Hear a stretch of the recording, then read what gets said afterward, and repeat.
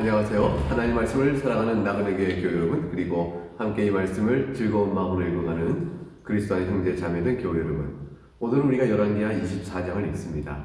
24장과 25장 두 장을 남기고 있는 열왕기 하에서 우린 유다의 멸망의 모든 경과의 경과를 보게 되어집니다. 어떻게 해서 유다가 그렇게 멸망하게 됐는지 마지막 그 비참한 모습을 보게 되어지는데 24장에서 바벨론 침공이 시작됩니다.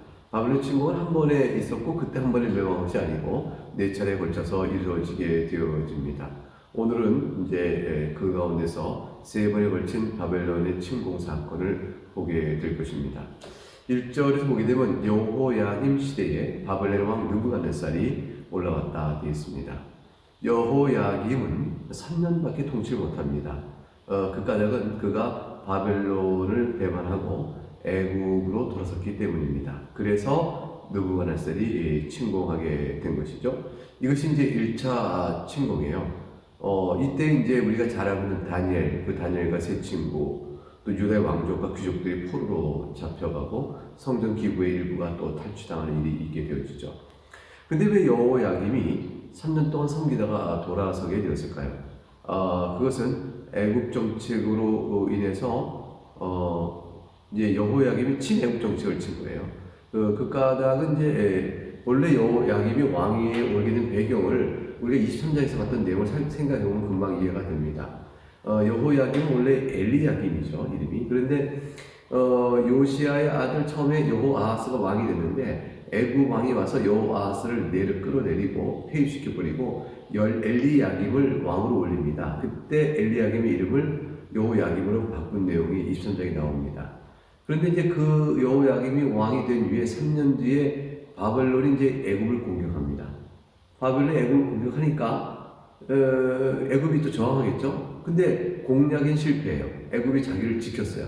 그 틈을 보고 원래 애굽에 의해서 왕위에 올랐던 여호야김이 바벨론을 배반하고 애굽에 기대는 정책으로 바뀌게 되죠. 근데 애굽은 겨우 자기만 지킬 정도의 힘만 있었지 유다를 바벨론으로 보호해줄 힘은 없었던 겁니다. 그래서 이런 사실의 3년 후에 여호야김을 폐위시켜 버리고자 하는 그런 일들이 있게 되어지죠. 그래서 2절에 보게 되면 그 내용이 나옵니다. 여호와께서 그의 종 선지자를 통하여 하신 말씀과 같이 갈대아 부대와 아람 부대와 모압 부대와 만몬의 사는 부대를 여호야김에게로 보여 유다를 척 멸하려 하시니. 그러니까 이제 연합군을 편성해서 이제 바벨론 왕이 자기 본대를 보내고 거기에 이제 팔레스타인에 있었던 아람, 모압, 암몬 부대를 다 모아서 연합군을 형성해서 유다를 치도록 했습니다. 이것이 이제 바벨론에 의한 2차 침공이에요. 1차 침공 때 다니엘과 세 친구 다 끌려가고 그 여호야김을 배반을 해서 2차 침공이 이루어지는데 그때 연합군을 침공하는 것입니다. 이때 여호야김이 그 반역에 대한 죄를 물어서 쇠사슬로 바벨론에 끌려가다가 어떤 일인지 이 노임받게 돼서 다시 예루살렘 돌아와서 왕이 포기하게 되는 내용이 이제 역대기에 보면 흐름이 나옵니다. 왜 여호야김은 바벨론에게 다시 힘으로 공격받으면 질 것을 뻔히 알면서도 왜 친애국 정책을 썼을까요?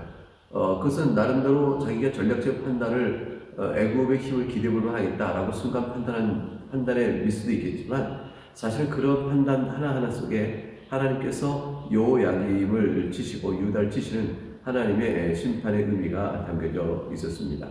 그걸 이제 3절에서 이제 설명하고 있는 거예요. 3절을 보게 되면 이 일이 유다의 임함은 곧 여호와의 말씀대로 그들을 자기 앞에서 물리치고자 하심이니 이는 므낫세의 지은 모든 죄 때문이다. 이렇게 되어 있습니다. 또 므낫세가 무죄한 자의 피를 흘려 그의 피가 예루살렘에 가득하게 하였습니다. 그래서 하나님께서는 사하기를 용서하기를 즐겨하지 아니하시겠다까지 되어 있습니다. 하나님께서 사하기를 즐겨하지 않으시겠다는 말이 써 있는 것은 하나님이 유다를 징계 심판으로 치시기를 결정하셨다는 뜻이 되어지죠. 하나님은 본래 열왕기상 13장 20절에 나와 있듯이 멸하기를 즐겨하지 아니하신 분입니다. 멸하기를 즐겨하지 아니하시고 따라서 사하해 주시는 분이에요. 돌이켜 회개하면 사해 주시는 분이심에 불구하고 하나님께서 그렇게 해서 오래 참으시고 선지자들 보내어 계속 이스라엘과 유다가 회개하기를 원하셨죠. 그리고 또 메시지를 전하고 경고도 주고 그러셨어요. 그러나 이스라엘이 더욱더 패역해져 가기만 했던 것입니다.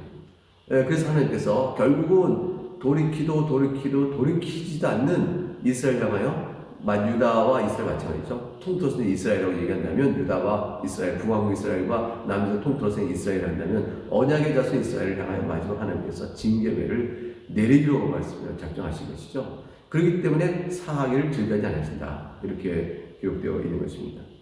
5절에 이제 여호야김의 남은 사적과 행한 모든 일은 유다왕 역대지에 기록되지 않았느냐.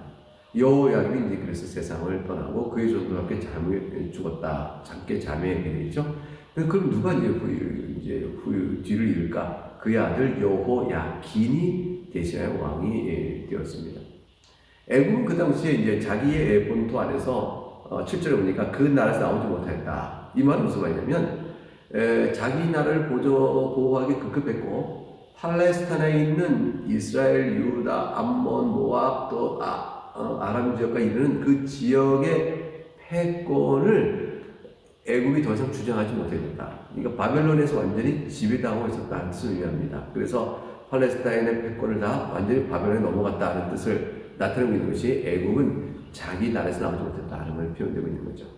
그래서 바벨론 왕이 이제 어느 정도 강한 통치 범위가 있었는지를 7절에 말하기를 애굽강에서 남쪽으로 애굽강, 그러니까 애굽과 국경을 낸 거죠. 거기서 또 유브라데강까지 원래 바벨론의 그런지 유다까지 그리고 애굽 왕에 속한 땅은 다 점령했다. 여기서 이제 바벨론의 그 세력이 어마어마했음을 보여줍니다. 자, 여호야김의 이제 아들인 여호야긴이 왕이 됩니다. 왕이 됐을 나이가 이제 18세라 펼쳐야 되겠죠. 근데 여호야긴이 불과 3달 동안만 통치하게 되어집니다. 그의 어머니는 누스다여 예루살렘의 엘라단의 딸이었는데 왜 그렇게 3개월밖에 통치를 못하게 됐을까? 9절에 여호야긴이 그의 아버지의 모든 행위를 따라서 여호와께서 보시기에 악을 행했다.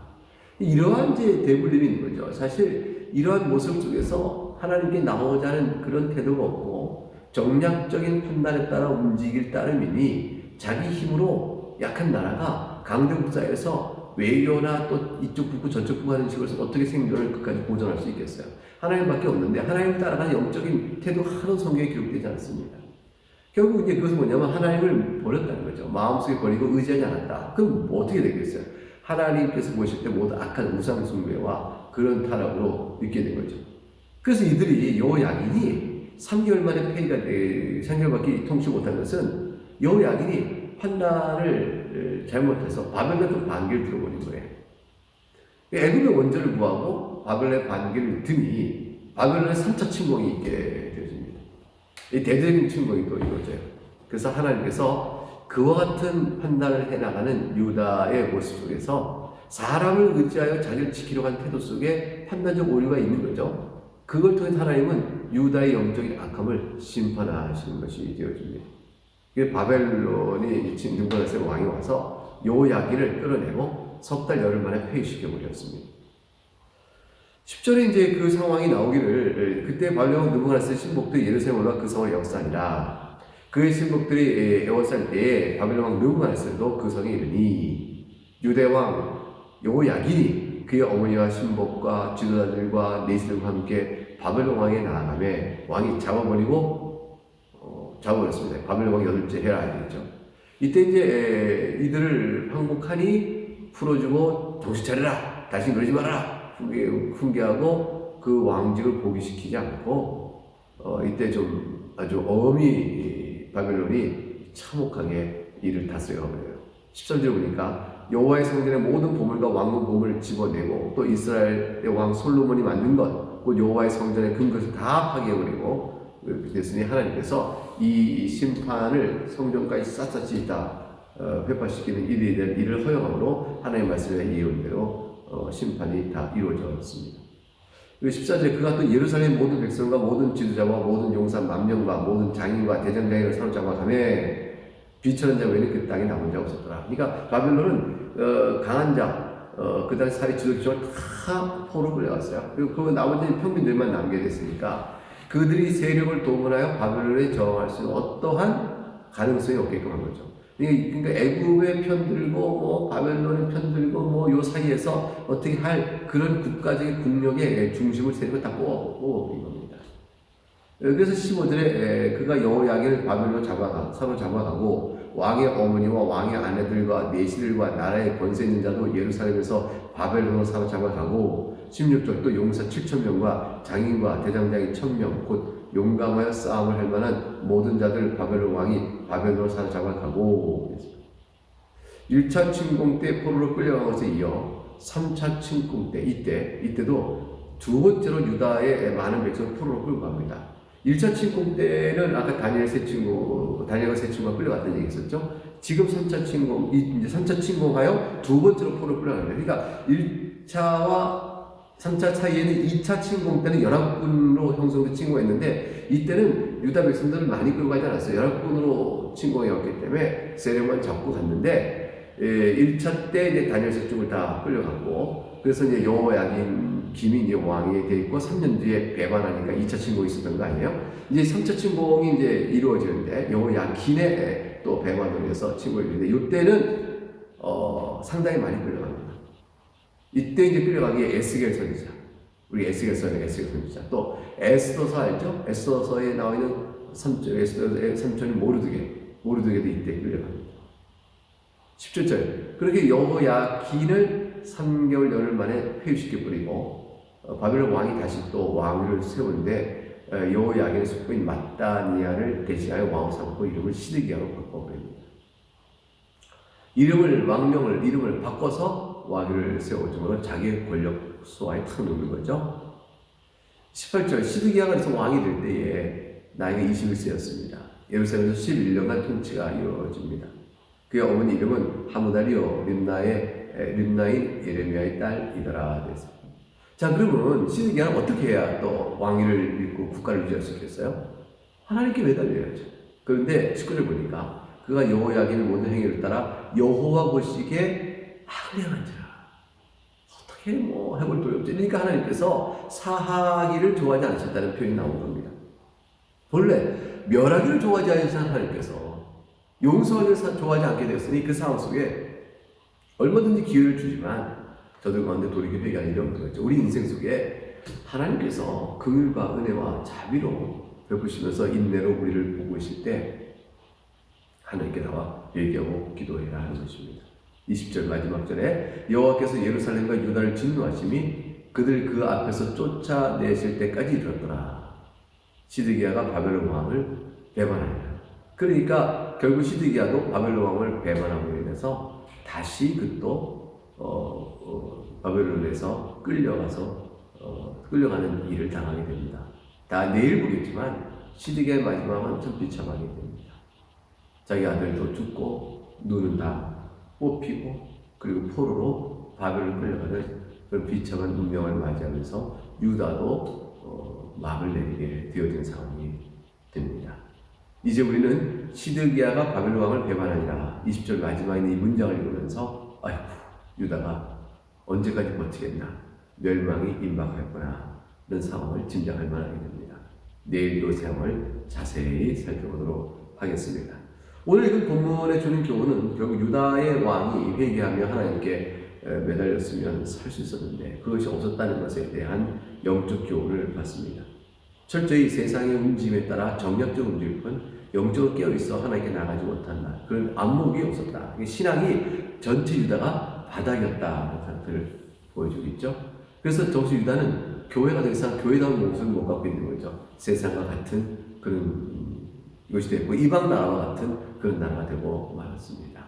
가장 교회가 영적으로 타락하고 또 힘이 무력할 때의 모습을 보이고 있다 할 것입니다. 우리가 이제 개인적으로나 또는 교회적으로나 하나님 말씀 앞에 살아있어 반응하고 자신을 돌아보고 회개할 수 있으면 그러면 하나님 은혜를 아직 받고 있는 때입니다.